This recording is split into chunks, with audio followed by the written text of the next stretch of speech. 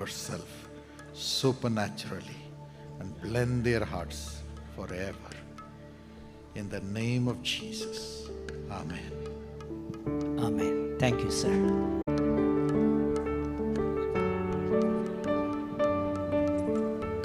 నాకు నిత్య నమ్మకమునకు శాశ్వతమైన ప్రేమకు సూచనగా ఈ వివాహ